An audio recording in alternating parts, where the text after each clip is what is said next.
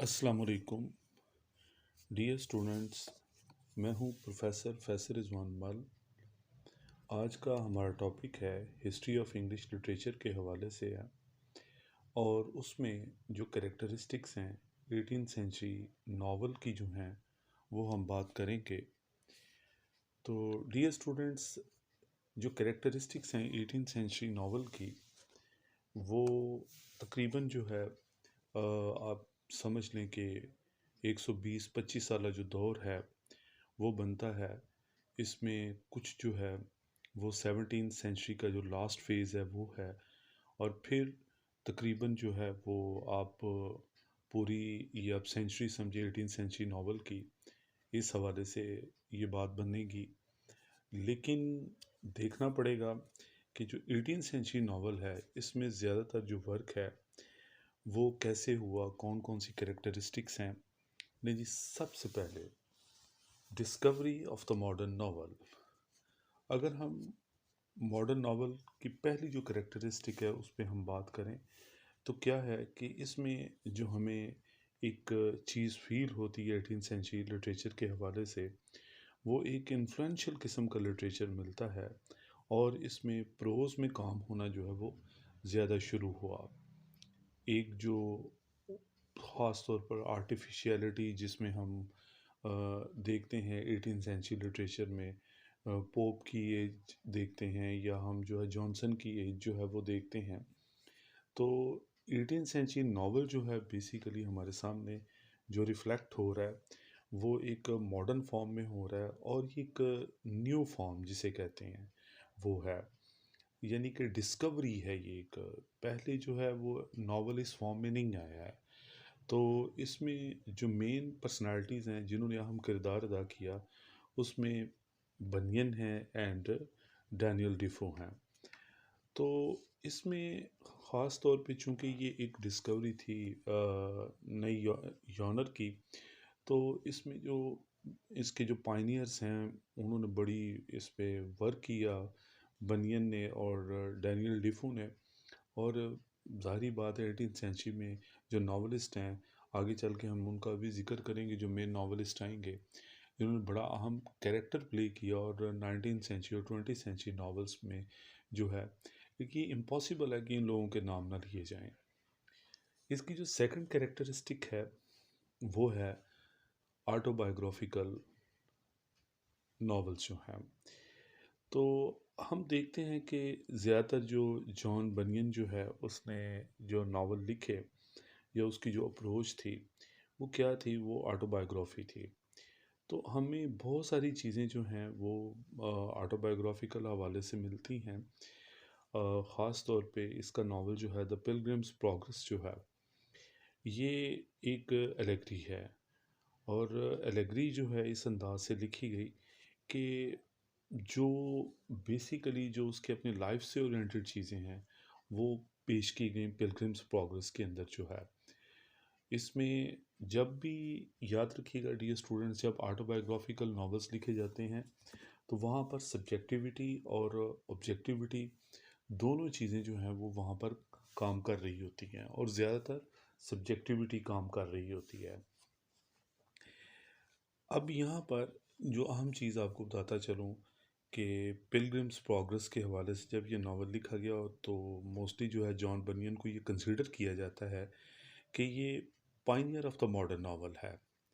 This is very important कि John बनियन जो है pioneer of the modern novel इसको कंसिडर किया जाता है।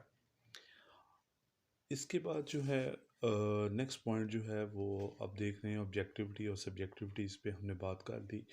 Point number 4, psychology. With the passage of time जो है इंटरेस्ट डेवलप हुआ, चूँकि ये दो मेन फिगर थे बनियन और डैनियल डिफो जो हैं, इन्होंने काम काफ़ी किया इब्तदाई नावल के ऊपर जो है, और इसमें साइकोलॉजी में जो इंटरेस्ट है वो डिफो का कैरेक्टर जो है वो बहुत बड़ा हमें मिलता है।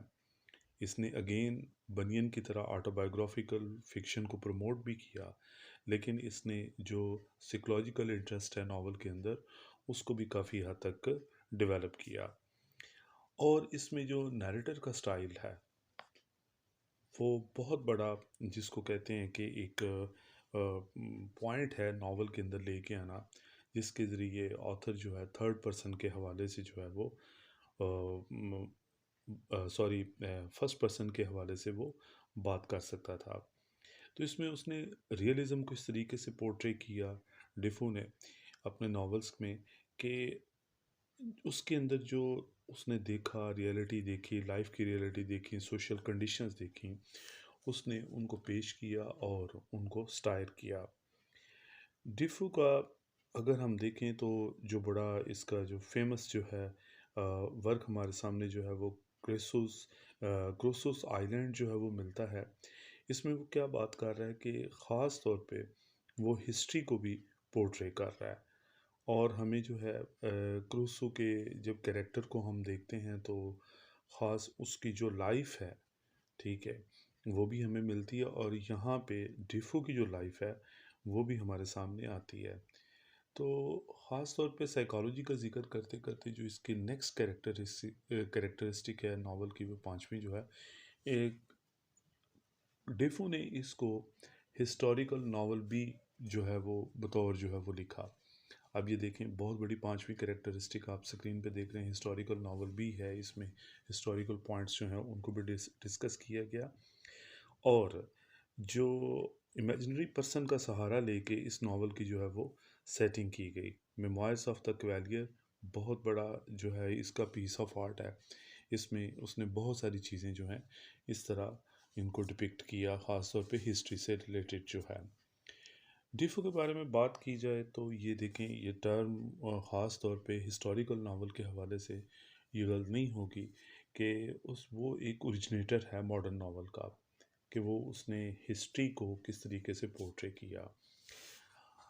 अगर हम देखें 1740 तक जो है रिचर्डसन का जो पीस ऑफ आर्ट है पामीला जो है उसने लिखा, उसने एक तो जो ऊपर जितनी कैरेक्टरिस्टिक्स हुई हैं ऑटोबायोग्राफिकल एस्पेक्ट के हवाले से, ऑब्जेक्टिविटी के हवाले से, सब्जेक्टिविटी के हवाले से, साइकोलॉजी के हवाले से, हिस्टोरिकल नावल के हवाले से, ख़ास तौर पे जो है हम यहाँ पे देखते हैं कि जो एक रियलिज़म है लाइफ में वो हमें मिलती हैं। और अब स्क्रीन पे ये छठा पॉइंट कैरेक्टरिस्टिक जो है वो हम देख रहे हैं कि रियलिज़म सोसाइटी में क्या हो रहा था, जो रिचर्डसन का पामीला है उसमें उसको जो है वो पोर्ट्रे किया गया। और जो रियलिज़म है जो नॉवलिस्ट ने लाइफ में देखा उसको पोर्ट्रे कर दिया। मीनिंग बाय दैट उनको ट्रुथ टू नेचर जो है उन्होंने उसको लिखने की कोशिश की। तो यहाँ पर जो है वो बड़े नॉवलिस्ट जो हैं, ज़ाहिर बात है वो डिटेल में जो है वो नेक्स्ट क्वेश्चन में बात होगी। तो यहाँ पर देखें, बड़े बड़े नाम जो हैं आएंगे नॉवलिस्ट के, जिन्होंने बुनियाद रखी और इनको याद रखा जाता है, इनका जिक्र किया जाता है। नावल का कोई भी सवाल हो, चाहे वो 21st सेंचुरी के क्वेश्चन क्यों ना हो उसमें, तो अगर हम 18th सेंचुरी नॉवलिस्ट का जिक्र नहीं करेंगे, इट इज़ इम्पॉसिबल कि हम जस्टिफाई कर सकें। तो जॉन बनियन और डैनियल डिफो के जो कंट्रीब्यूशंस हैं वो तो हैं ही हैं, वो पायनियर्स में आते हैं। लेकिन क्या है कि जो बड़े नाम आए जिनके लिए ये रास्ते बने आगे चल के जो हैं, उनमें क्या हैं, गोल्डस्मिथ है, रिचर्डसन है, फील्डिंग है, स्मॉलेट है और स्टर्न्स हैं। इन्होंने बिल्कुल ये तमाम जो कैरेक्टरिस्टिक्स आप स्क्रीन पे देख रहे हैं आपने नॉवेल्स में, इनको पोर्ट्रे किया। ख़ास तौर पे इन ऑथर्स ने जो लाइफ डिपिक्ट की, वो क्या की कि जो rise of the middle class है उसको प्रमोट ख़ास तौर पे किया। और तमाम जो कैरेक्टरिस्टिक्स हैं जो 18th सेंचुरी नावल में जो दूसरे नावलिस्ट ने पेश की, उनको उनका भी उन्होंने अपने नावल्स में इनका जिक्र किया। अब यहाँ पे हम देखते हैं कि जो मिडिल क्लास है, चूँकि वो एक राइजिंग में है और वो पार लेने की पोजीशन में आ रही है, जैसा कि एरिस्टोक्रेटिक जो है बिहेवियर हम 18th सेंचुरी में देखते हैं कि ख़ास तौर पर जो है 1750-60 तक जो है वो चलता है। लेकिन लास्ट पार्ट जो है 1750 के बाद जो है वो तकरीबन जो है वो अगेन हम देखते हैं कि जो मिडिल क्लास है वो राइजिंग में आ रही है। और जैसा कि लिटरेचर के ऊपर भी डोमिनेंस थी एरिस्टोक्रेसी की, तो वो लिखा जाता रहा। लेकिन ये लोग जो हैं इन्होंने आम लाइफ को देखा, इन्होंने सिंपल लाइफ को पोर्ट्रे करने की कोशिश की। आप कैरेक्टरिस्टिक देख रहे हैं, सिंपल ह्यूमन लाइफ जो है इन्होंने इसको पोर्ट्रे किया। तो ख़ास तौर पर देखें इस एज के हवाले से, एक तो इसमें एजुकेशन बड़ी डेवलप हो गई, दूसरे नंबर पे न्यूज़पेपर्स ने अपनी पोजीशन ले ली, मैगज़ीन्स जो हैं वो आ गए, और सबसे अहम बात, इन तमाम नॉवलिस्ट ने इंडिविजुअल को जो है वो पोर्ट्रे करने की कोशिश की। इसमें कोई शक नहीं, ऑटोबायोग्राफिकल नॉवेल्स जो हैं वो लिखे गए। ठीक है, शायद ही कोई ऐसा नॉवलिस्ट हो जिसने ऑटोबायोग्राफिकल एस्पेक्ट का सहारा ना लिया गया हो। तो ये समझिए कि नावल जो है एक, इसने एक डिग्निटी हासिल कर ली, और जो एलीट क्लास थी उसकी हम दिखाते हैं कि जो ज़वाल की निशानियाँ वो किस तरह वो नीचे आते हैं, और किस तरह जो आम लोग हैं, मिडिल क्लास है, वो ऊपर जाती है, और या फिर जो है वो पुअर लोग जो हैं किस तरह जो है वो अपनी स्ट्रेंथ को गेन कर रहे हैं, और सोशल लाइफ में वो इन्फ्लुएंस जो है वो हो रहे हैं। अब ये चीज़ें जो हैं हम देखते हैं कि, और जब उन्होंने लिखा तो ऑर्डिनरी लाइफ को लिखा, ज़ाहिरी बात है। तो जब ऑर्डिनरी लाइफ को लिखा उन्होंने, तो उसमें उन्होंने आम ज़िंदगी जो है, आम इंसान की ज़िंदगी या सोसाइटी जो है, उनके फीलिंग्स और थॉट्स और इमोशंस, पैशंस जो हैं, उन्होंने उन पे बातें करना शुरू करते हैं। यहाँ पे ये बात करना बहुत ज़रूरी है, बहुत सारी बुक्स में इसका जिक्र है कि सब्जेक्टिविटी पे काम हुआ। It is no doubt subjectivity पे काम हुआ, लेकिन ऑब्जेक्टिविटी मिसिंग नहीं हुई थी, क्योंकि 18th सेंचुरी लिटरेचर ज़्यादातर उसकी जो डिपेंडेंस है वो, जो आप शुरू में देखें ऑनवर्ड जो है, लाइक पोप की एज से लेके जो है वो 1750 तक तो हमें ऑब्जेक्टिविटी ज़्यादा मिलती है, लेकिन नावल के अंदर हमें दोनों चीज़ें जो हैं वो मिलती हैं। तो डियर स्टूडेंट्स, ये जो ख़ास तौर पे ये जो नावल था, इसने बहुत सारे रास्ते लिए, और इसने सोशल लाइफ जो है उसको इन्फ्लुएंस किया। जो सिचुएशन चल रही थी यूरोप के अंदर, इसने बराह रास्त अमेरिकन और फ्रेंच रेवोल्यूशंस जो हैं उनके लिए आगे चल के जो हैं वो रास्ते बनाए। और लोग जो हैं वो आर्टिफिशियलिटी लाइफ से जो है वो मूव करते हुए जो हैं वो ट्रू लाइफ की तरफ जो है वो आना जो है वो शुरू हुए। आप स्क्रीन पे देख रहे हैं कि गेट्स फॉर रोमांटिक लिटरेचर जो है, तो ये लाजमी चीज़ है कि जो एक जिसको कहते हैं कि एक नेक पॉइंट जो है या ब्रिज पॉइंट जो है वो हमें मिलता है, वो यहाँ पे है कि जो नावल है इसने ओपन कर दिए गेट्स किसके लिए, रोमांटिक लिटरेचर के लिए। अच्छा डियर स्टूडेंट्स, बात ये है कि बहुत सारे जो हैं वो नावल्स इस एज में लिखे गए।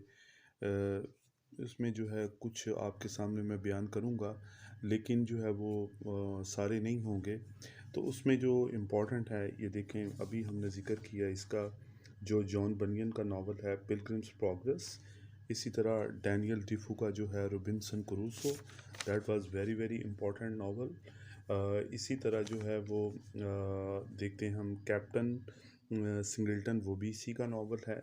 इसके अलावा रिचर्डसन के जो नावल जो हैं वो दो बड़े इंपॉर्टेंट नावल जो हैं उनका जिक्र करना बहुत ज़रूरी है, जिसमें रिचर्डसन सैम्यूल रिचर्डसन्स पामीला जो है, ठीक है, नावल जो है, इसके अलावा जो सेकंड नावल है इसका जो है वो क्लैरिसा, या फिर जो है the history of a young lady जो है, यानी कि इसके दो नाम हैं, या इसको क्लैरिसा कह लें या फिर the history of a young lady जो है वो कह लें। इसके अलावा हेनरी फील्डिंग के जो फेमस नावल्स हैं उसमें जोसेफ एंड्रयूस हैं, और बहुत कमाल का जो है वो नावल है इसका। इसके अलावा जो है टॉम जोन्स है, ठीक है, इसका नावल जो है, और इसमें उसने बड़ी रेपुटेशन इसमें हासिल की। फिर इसका जो एक और फेमस नावल जो है एमिलिया जो है उसने लिखा, उसमें भी उसने काफ़ी जो है वो इससे शोहरत हासिल की। इसके अलावा टोबियस स्मॉलेट का जो नावल है रॉड्रिक रैंडम जो है, क्योंकि इसने जो है वो इसको लिखा, और ख़ास तौर पर जो रॉड्रिक रैंडम है ये ख़ास तौर पर एक फ़नी नावल है, और स्मॉलेट के बारे में ये भी कहा जाता है कि ये ओरिजिनेटर ऑफ फ़नी नावल है। इसके अलावा लॉरेंस स्टर्न्स जो है उसका ज़िक्र हम करते हैं तो उसमें जो बेस्ट नावल जो हैं वो हमें मिलते हैं, वो ये है कि दो नावल जो हैं बड़े इंपॉर्टेंट हैं, ट्राइस्ट्रम शैंडी एक, और दूसरा जो है a sentimental journey through France and Italy. ये इसका दूसरा नावल था और इसमें उसने ख़ास तौर पे स्ट्रीम ऑफ कॉन्शियसनेस जो है वो उनके लिए जो है वो रास्ते जो हैं इसमें ओपन किए है। उसके अलावा जो नेक्स्ट है वो ओलिवर गोल्डस्मिथ है, द लास्ट नॉवलिस्ट जो है, इसके बारे में हम बात कर रहे हैं। वाइकर ऑफ द वेकफील्ड जो है, वेरी फेमस जो है वो ये इसका नावल है। तो डियर स्टूडेंट्स, डिफरेंट किस्म के जो ऑथर्स हैं जिनका अभी हमने ज़िक्र किया है, इन्होंने नावल के अंदर एक नई जो है वो जान डाल दी। अगर हम बात करें तो इसमें जो डिफो जो है उसने रियलिस्टिक टच दिया, रिचर्डसन ने जो है वो ह्यूमन हार्ट की बात की, फील्डिंग जो है उसने जो है वो एक जज्बे की बात की और इंसान की जो प्योर इमोशंस हैं उनको वो सामने लेके आया। स्मॉलेट जो है उसने चीज़ों को जो है वो एग्जैजरेशन में बयान भी किया, लेकिन जो है ख़ास उनकी जो बिहेवियर्स हैं, टिपिकल बिहेवियर्स के कैरेक्टर्स के हैं, एक्सेंट्रिक बिहेवियर्स जो हैं उनको हाईलाइट किया। इसी तरह स्टर्न ने जो है वो बहुत ज़्यादा इमोशनैलिटी को पोर्ट्रे किया और अपने स्टाइल के एतबार से वो बहुत ज़्यादा वो मशहूर हुआ। इस तरह गोल्डस्मिथ जो है उसने ख़ास तौर पे जो प्योरिटी ऑफ डोमेस्टिक लाइफ है उसने काफ़ी हद तक इन चीज़ों को पोर्ट्रे करने की कोशिश की। तो देखें डियर स्टूडेंट्स, मैंने आपके सामने कैरेक्टरिस्टिक्स के साथ साथ जो है जो इम्पोर्टेंट नॉवलिस्ट हैं उनके जो इम्पोर्टेंट नावल्स हैं वो भी मैंने डिस्कस कर दिया और लास्ट पे जाके कंक्लूजन जो है वो मैंने दे दिया। तो डियर स्टूडेंट्स, अगर आपको 18th सेंचुरी नावल आ जाता है ओवरऑल, तो आप यही जो लेक्चर है इसको आप कन्वर्ट कर सकते हैं, उसमें लिख सकते हैं। हाँ, बल्कि कोटेशन वगैरह अगर आपने ऐड करनी हो तो आप ज़रूर नेट से स्टडी करें। बाकी जो है आप कैरेक्टरिस्टिक्स भी अगर आ जाएँ तो जो नॉवलिस्ट जिनका मैंने ज़िक्र किया है तो ये भी आप कोट कर सकते हैं। अगर एज ए जनरल नावल का क्वेश्चन है तो भी यही। तो अपनी मुस्तफ़ीद राय से ज़रूर आगाह कीजिएगा। इख्तिलाफ़ राय का हक़ जो है वो आपके पास है। मैंने अपनी पूरी कोशिश की है कि आपको कुछ ना कुछ जो है वो इन्फॉर्म कर दूँ 18th सेंचुरी कैरेक्टरिस्टिक्स जो हैं वो नावल के हवाले से। आई होप सो आपको बहुत सारी चीज़ें क्लियर होंगी, हुई होंगी। Thank you so very much. अपनी दुआओं में याद रखिएगा। अस्सलाम वालेकुम।